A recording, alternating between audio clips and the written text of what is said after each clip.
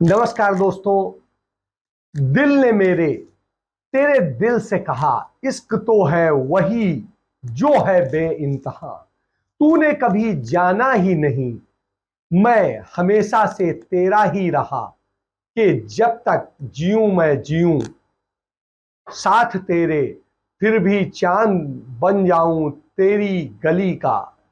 मैं जिस दिन भुला दूं तेरे प्यार को, मैं जिस दिन भुला दूं तेरा प्यार दिल से, वो दिन आखिरी हो मेरी जिंदगी का। मैं जिस दिन भुला दूं वो दिन आखिरी हो मेरी जिंदगी का। ये शब्द हैं एक फिल्म के। और आपको बताएं, ये आज बड़े समीचीन है, क्योंकि आज जो कांग्रेस का सेवा दल है उसने गांधी जी के एक दांडी यात्रा शुरू की थी। और इस दांडी यात्रा को उसने 1300 किलोमीटर से अधिक की यात्रा उन्होंने पैदल तय की और इस भीषण गर्मी में दांडी से शुरू की, जहां से गांधी जी ने अपना दांडी आंदोलन शुरू किया था। तो आज हमें उनको नमन करना चाहिए, वंदन करना चाहिए कि देश की आजादी को ऐसे नहीं पाया गया। उसके लिए बड़े सारे यत्न किए गए, बड़े कष्ट झेले गए, बड़े सारे मुकदमे झेले गए, बहुत सारी चीजें रही है। तो यह एक बहुत बड़ा सत्य है। तो आप ये समझिए कि आज जब ये आजादी की गौरव यात्रा के नाम पर थी और देश की आजादी के 75 साल पूरे होने पर जहां सरकारी तंत्र अपने ऐशो आराम के साथ एयर कंडीशन में इसके आयोजन कर रहा था, वहीं गांधीवादियों ने और गांधी की विचारधारा और गांधी के आंदोलन को शक्ति देने वालों ने पैदल उसी तरीके से पूरी दांडी यात्रा की। और आपको ये जानना होगा कि इस दांडी यात्रा में 10 साल के बच्चों से लेके और 85 साल के बुजुर्गों तक ने हिस्सा लिया। और तमाम सारे लोग ऐसे हैं कि जो मतलब लगातार चले हैं, जो कहीं पर भी जिन्होंने ब्रेक नहीं लिया है। तो ये एक जानना हो, आज वो दांडी यात्रा राजघाट पहुंची गांधी जी के अंतिम यात्रा के पड़ाव की जगह पर। ये डंडे और झंडे की विचारधारा की लड़ाई है। ये तिरंगों के सामने दो रंग की सोच की लड़ाई है। ये देश को अलग अलग रंगों में, कोई हरे में, कोई गहरे भगवे में, कोई लाल में, कोई नीले में और पीले में बांटना चाहता है। ये देश की एकमात्र पार्टी है, सिर्फ तिरंगे को मानती है और इसीलिए ये तिरंगा लेकर चलती है। और इस तिरंगे के लिए, इसी तिरंगे के लिए यही कांग्रेस पार्टी ने जिस प्रकार से अपने जान न्योछावर करके आजादी में कुर्बानी दी, मान्यवर अध्यक्षा का वो मनसा पर और राहुल जी के निर्देश पर कि आजादी के 75 साल वो संघी सोच वाले या अलग अलग बांटने वाले नहीं मनाएंगे। जो आजादी के जंग में वो नहीं लड़े हैं वो नहीं मनाएंगे। इसीलिए हमारे मैडम ने मनसा जताई कि सेवा दल के, कांग्रेस के और हर हमारे फ्रंट दल को निकल जाना चाहिए। और इसीलिए उनकी मनसा पर, उनके निर्देश पर आजादी गौरव यात्रा निकली। और वो आजादी गौरव यात्रा कांग्रेस इसलिए कर रही है कि विरासत हमारी है कुर्बानी की, बलिदानी की। तो वो याद करो कुर्बानी का, वो लोगों के साथ लगातार निकले और उनको भी मैसेज मैडम हम लगातार देते रहे। कुछ लोगों ने कहा थोड़े दिन पहले कि आजादी भीख में मिली, कि आजादी भीख में मिली। तो हमारे साथी कहते थे याद करो वो जलियांवाला बाग का हत्याकांड, जहां कांग्रेस की सभा में गोलियों से भून दिया गया।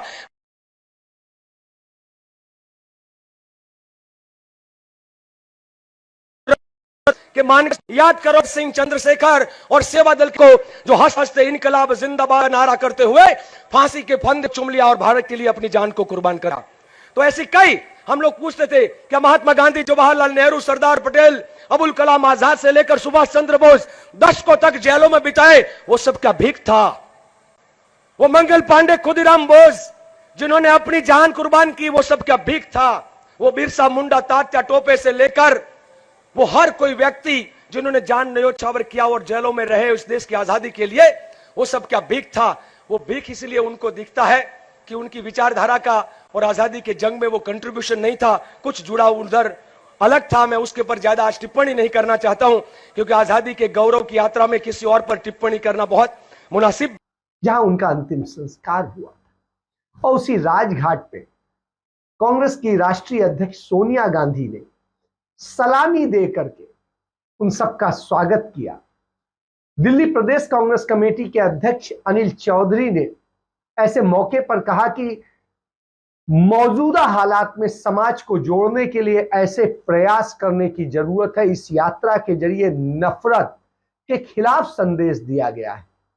और आप देखिए, ये इस यात्रा का कहीं राजनीतिक प्रचार नहीं हुआ, कहीं किसी मीडिया ने, कहीं किसी ने इसको दिखाया नहीं, जबकि यह यात्रा लगातार पूरे देश में एकता और अखंडता, भाईचारे का संदेश देते हुए निकाली गई।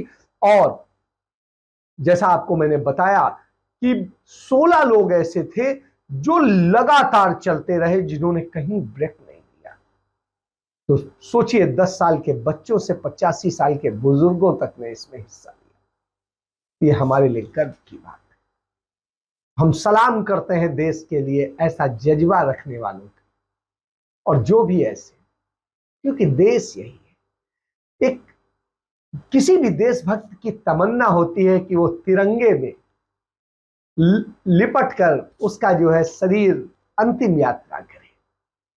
शायद ये वो महान लोग जो ऐसी यात्रा करते हैं।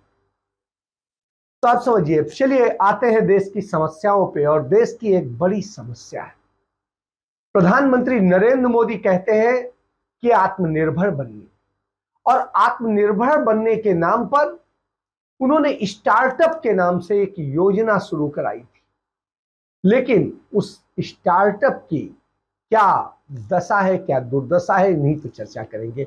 आपको बताते हैं कि 3 रोज पहले प्रधानमंत्री नरेंद्र मोदी ने एक स्टार्टअप की एक जो था डिफेंस एक्सपो था, और जिसमें ड्रोन्स को लेकर के एक एक्सपो था, उसमें हिस्सा ली। और उन्होंने उस ड्रोन की उसमें जो हिस्सा लिया और वहां पर जाकर के कहा कि मैं अपने घर में बैठे बैठे ड्रोन के जरिए ये देख लेता हूं, मैं वो कर लेता हूं, किसान ये कर सकते हैं, किसान वो कर सकते हैं। तो इस तरह की तमाम सारी बातें उन्होंने कही। तो प्रधानमंत्री ने जो स्टार्टअप को लेकर के कहा, और स्टार्टअप को लेकर के जो एक स्टार्टअप का, एरोस्पेस का, जिस तरीके से एग्रीकल्चर ड्रोन की उन्होंने बात की, और उसमें एग्रीकल्चर ड्रोन की जब वो बात करते हैं तो आप जानिए, स्टार्टअप की सक्सेस सिर्फ एंटरप्रेन्योरशिप क्वालिटी से नहीं है, रिस्क टेकिंग कैपेसिटी, एडवेंचर करने का इरादा, ये उसके साथ जुड़ता है। हर कुछ कितने कदम दूर है, बस ऐप के पास पहुंच के हो गया। हर समस्या का समाधान ऐप। खैर, मैं उससे बहुत बेनिफिशियल हूं, क्योंकि मैं नरेंद्र मोदी ऐप शुरू किया है। देश भर के इस प्रकार के स्टार्टअप और दुनिया भर के लोगों से मैं कहता हूं, आप मेरे ऐप के साथ जुड़ करके आपकी सक्सेस स्टोरी बताइए, मैं दुनिया को बताऊंगा। आपका ये स्टार्टअप का अभियान, ये बैंक बैलेंस और रुपये पैसे कीर्ति उसके साथ जुड़ा हुआ नहीं है। जन सामान्य को समस्याओं से मुक्ति दिलाना, सुविधाओं को सरल करना, इस एक महत्वपूर्ण काम को करने की ताकत रखती बातें उन्होंने कही।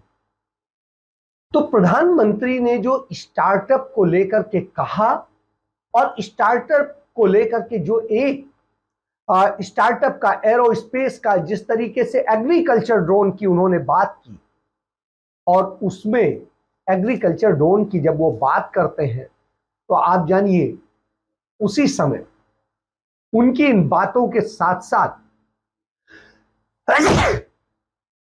सॉरी, मेरी तबीयत नहीं सही है, इसलिए ये स्थिति हो रही। तो स्टार्टअप कंपनी के जो शुरू करने को लेकर के नरेंद्र मोदी की अपनी सोच थी और सारी बातें थी, उसी पर बात करते हैं। उन्होंने ड्रोन का जो एग्जीबिशन लगा दिल्ली में, उसमें हिस्सा लिया और हिस्सा लेने के बाद में वहां पर उन्होंने कहा कि किस तरीके से वह अपने घर में बैठे बैठे तमाम सारी चीजें देख लेते हैं, ड्रोन के जरिए तमाम सारी जासूसी कर लेते हैं और उन्हें पता चल जाता है। और ये सारी चीजें उनका किसान भी इसी तरीके से ड्रोन के जरिए अपनी खेती और सब चीजों को कर लें और ये करें, तो उन्होंने बहुत सारी चीजें सुझाई। बड़ी अच्छी बात है। वो जहां पर ये बात कह रहे थे और एग्रीकल्चर ड्रोन का जहां पर वो प्रचार कर रहे थे, बता रहे थे, उसी समय बैक में गौतम अडानी, जो नरेंद्र मोदी के सबसे क्लोजेस्ट उद्योगपति हैं, वो एक डील कर रहे थे। उन्होंने एक स्टार्टअप कंपनी है जनरल एरोनॉटिक्स, उसकी 50% हिस्सेदारी उसी समय खरीद ली और 50% हिस्सेदारी खरीद के उन्होंने agriculture drone, Adani defence and aerospace की जो उनकी कंपनी है ने एग्रीकल्चर ड्रोन की स्टार्टअप कंपनी का 50% शेयर खरीद लिया, हिस्सेदारी खरीद ली। और आप ये समझिए, जो भारत के अब दिग्गज, अब इनसे बड़ा तो कोई आज है नहीं, आज के सूमो पहलवान है पूरे बिजनेस वर्ल्ड के, तो सूमो पहलवान गौतम अडानी ने हाल ही में सीमेंट का पूरा कारोबार, जो सबसे बड़ा सीमेंट के एसीसी और सारी चीजें थी, उन्हें खरीद लिया है। इसके बाद में खरीद लिया, डिफेंस का खरीद लिया, तमाम एयरपोर्ट, जो पोर्ट्स हैं, सब कुछ उन्हें लगातार दिया जा रहा है।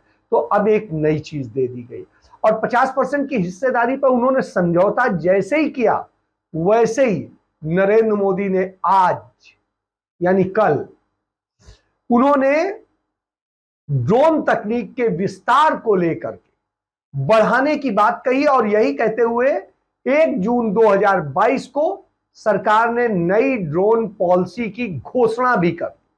मतलब इतने जल्दी, मिनटों में, घंटों में ड्रोन पॉलिसी भी बन गई और उसके बाद से लगातार ड्रोन की उपयोगिता और दूसरी बढ़ाने को लेकर के सरकार ने तमाम सारे दावे कह डाले, क्योंकि गौतम अडानी ने ड्रोन के कारोबार में कदम रख दिया। उन्होंने रख दिया तो भारत सरकार को उनके पक्ष में, उनके हिसाब से पॉलिसी बनानी ही थी, क्योंकि देश में वो भी तो गौरव मना रहे हैं।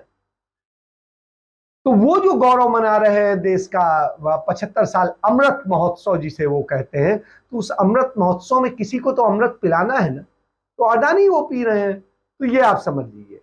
तो ये ड्रोन बनाने वाली जो कंपनी है, जिन्होंने निवेशकों को बड़ा रिटर्न भी आज दे दिया और इसमें मल्टी बैगर स्टॉक में पिछले 3 सत्रों में अपार जो सर्किट लग गया है, वहीं आज मतलब वही ये स्थिति है कि ड्रोन बनाने वाली कंपनियों के कारोबार में 4.50% की बढ़त के साथ ये ट्रेड हो रहा है और इन कंपनियों के शेयर 70 रुपए से उछलकर 190-200 के आसपास पहुंच जा रहे हैं। तो आप समझिए कि क्या स्थिति है।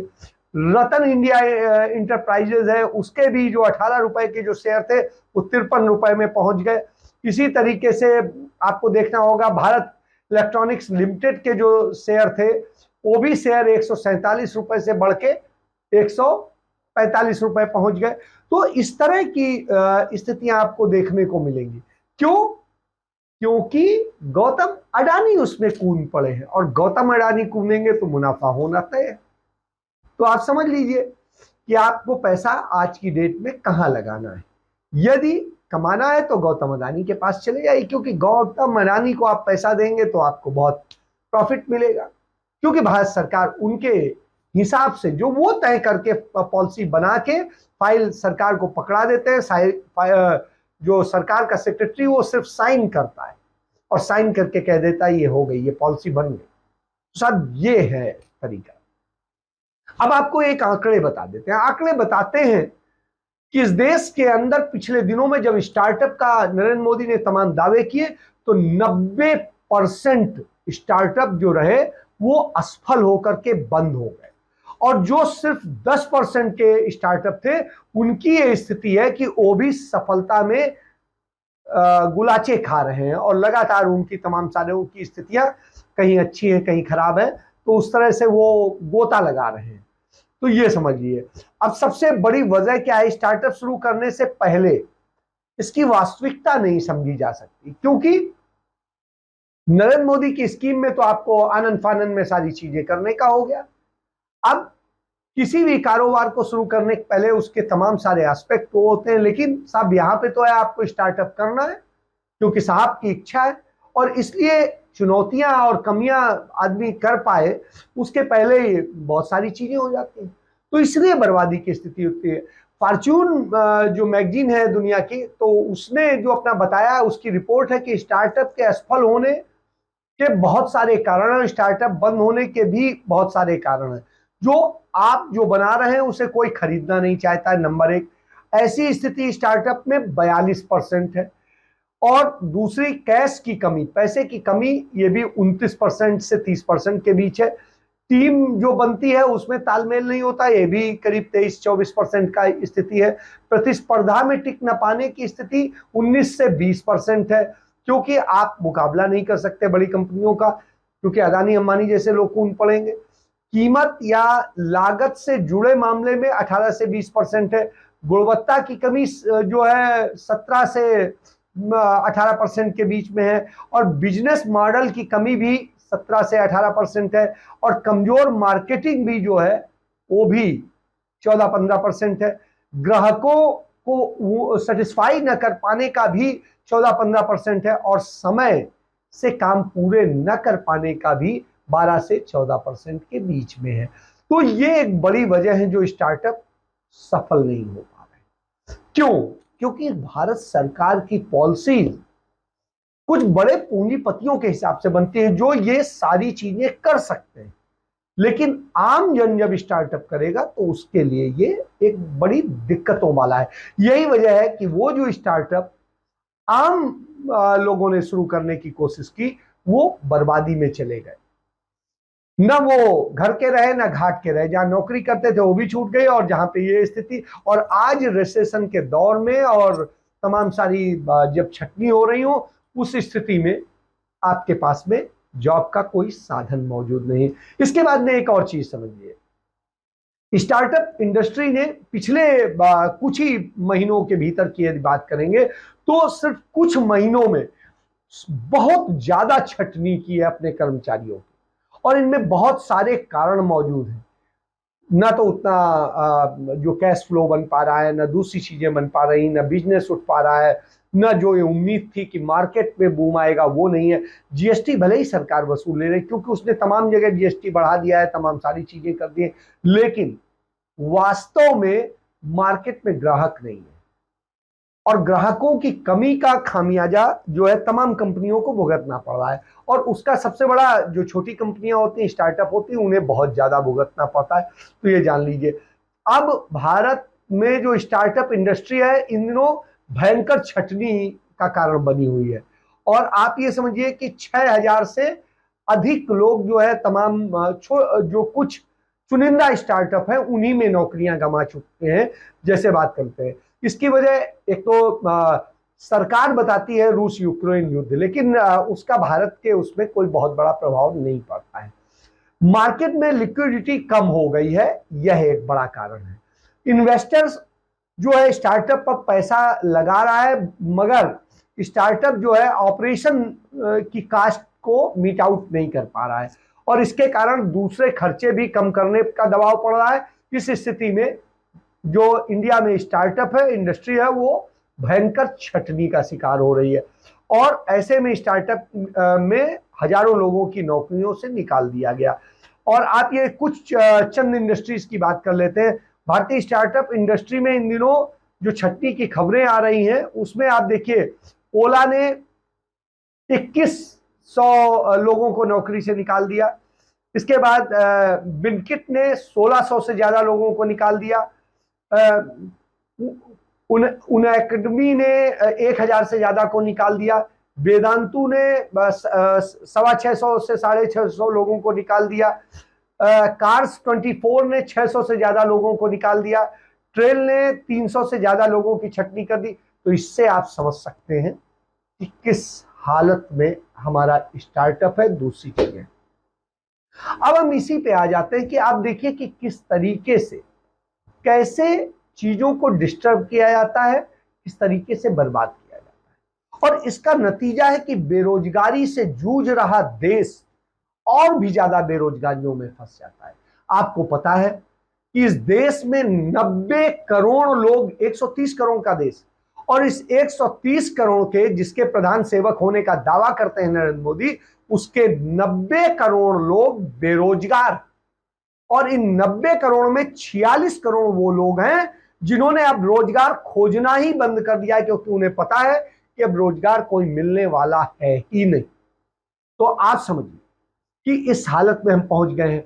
भारत सरकार और राज्य सरकारों के तमाम विभागों और मंत्रालयों के सबके आंकड़े खाली पदों के देख लेंगे तो 1 करोड़ से अधिक पद जो है खाली पड़े, और भारत सरकार लगातार अपने पद खत्म कर रही है। अभी आपने देखा रेलवे में 91,000 पद खत्म कर दिए गए। इसके पहले आप देखिए अभी सेना में जो है करीब 2.25 लाख पद जो है खत्म करने की तैयारी हो रही है। इसके बाद में इसी तरीके से आप जिस भी विभाग में जाएंगे आप पता करेंगे वहां पर नौकरियों से निकाले जाने की तैयारियां हो रही हैं।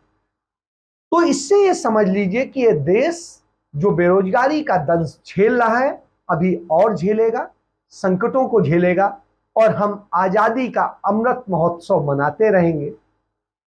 जो सच्चे देशभक्त हैं वो दांडी यात्रा करते रहेंगे, आजादी का गौरव मनाते रहेंगे। तो आजादी की गौरव यात्रा जो पैदल चल के संघर्ष करके होती है, और अमृत महोत्सव जो एयर कंडीशन में होता है और उसमें जाके ऐश करते हैं। तो ये अंतर है। आप समझिए कि देश की जो हालत है, जिन हालात में हम खड़े हैं, उसमें जरूरत इसकी थी कि देश के युवाओं को, लोगों को अधिक से अधिक कैसे रोजगार दिया जाए, इस पर काम होता है। यदि इस पर होता तो हमारी इकोनॉमी अपने आप ठीक होती, उसके लिए हमें कोई दंड फंड करने की जरूरत नहीं पड़ती। और यदि हम अपनी इकोनॉमी को ठीक कर लेते तो हम तमाम सारी चीजों को बहुत सलीके से ले आते। लेकिन सरकार जब कुछ पूंजीपतियों के लिए काम कर रही हो तो वो ऐसा नहीं करती, और भारत में आजकल वही हो रहा है। तो आजादी का वास्तविक अमृत महोत्सव वो पूंजीपति मना रहे हैं जो ऐश करते हैं और अय्यासियां करवाते हैं, और आजादी की गौरव यात्रा वो निकालते हैं जो संघर्ष करते हैं इस देश के लिए और इस देश से प्यार करते हैं, इस देश को देना चाहते हैं, लेना नहीं चाहते।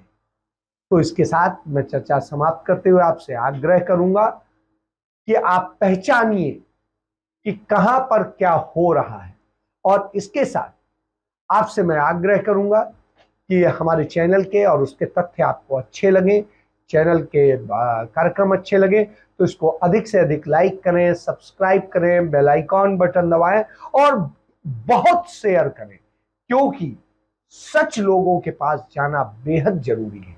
सच ही है जो इन झूठों को आईना दिखा सकता है, हरा सकता है। नहीं तो यदि सच हार गया तो आप हार जाएंगे और मरने के लिए विवश होंगे। इसलिए जरूरी है कि आप सच जानिए और दूसरे को जनवाइए। और हमसे कहीं तथ्यात्मक गलती हो तो हमें जरूर इनबॉक्स करें, हम उसे सुधारेंगे। यदि हमसे कोई गलती होगी तो माफी भी मांगेंगे, लेकिन किसी के आगे झुकेंगे नहीं। इसके साथ जय हिंद, जय भारत, वंदे।